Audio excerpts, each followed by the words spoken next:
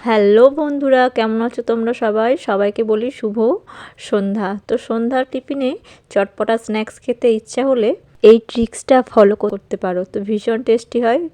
আর কিছু জিনিস ঘরেই থাকে, সব সময় থাকে, তো সেগুলোকে আগের থেকে একটু জোগাড় করে রাখবে, তাহলেই হবে।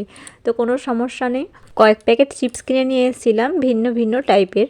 তো তোমরা তোমাদের পছন্দ মতো যেটা তোমরা ভালোবাসো সেটা নিতে পারো। তারপর একটা আলু আগে থেকে আমি সিদ্ধ করে রেখে দিয়েছিলাম, তো সেই আলুটাকে টুকরো টুকরো করে কেটে চিপসের মধ্যে ছড়িয়ে দিলাম। পেঁয়াজটাকেও আমি পাতলা পাতলা লম্বা করে কেটে নিয়েছি, সেটাও ছড়িয়ে দিলাম।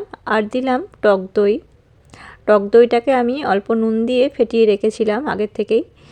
আর বাড়িতে বানানো এই মিষ্টি তেঁতুলের চাটনিটাও দিয়ে দিলাম, এটাকে আরও চটপটা বানানোর জন্য। আর দিলাম একটু চাট মশলা। ব্যাস রেডি হয়ে গেছে। তো এটাকে একটু হালকা হাতে নাড়াচাড়া করে নিয়ে সন্ধ্যের স্ন্যাক্স হিসেবে দারুণ লাগে। তো তোমরাও ট্রাই করতে পারো। আর এটা তোমাদের কেমন লাগলো অবশ্যই কমেন্টে বলো।